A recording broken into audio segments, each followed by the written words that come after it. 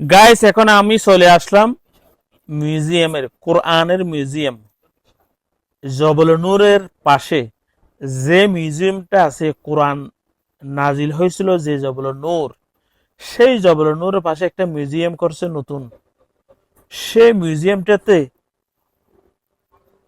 কোরআন নাজিলের হওয়ার পর থেকে এই পর্যন্ত প্রতি সাল অনুযায়ী কোরআনের হরফ, লেখা, আয়াত সবকিছু সেম।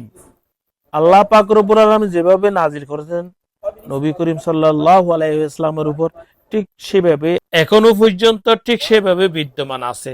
শুধু চেঞ্জ হয়েছে, পরিবর্তন হয়েছে যুগ উপযোগী অনুযায়ী।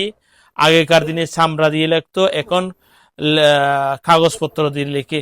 এই লেখার ধরনটা চেঞ্জ হয়েছে 2010 বছর 20 বছর পর। সব কিন্তু কোরআন এখানে সারিবদ্ধভাবে রাখা হয়েছে। তখন থেকে শুরু করে এই পর্যন্ত সমস্ত কোরআন এইখানে দেখতে পাচ্ছেন আমার সামনে সারিবদ্ধ সব কোরআন কিতাব, এবং সমস্ত কিছু এখানে সারিবদ্ধ রাখা হয়েছে। সাল যুগে যুগে পরিবর্তনের সব বই, কোরআনের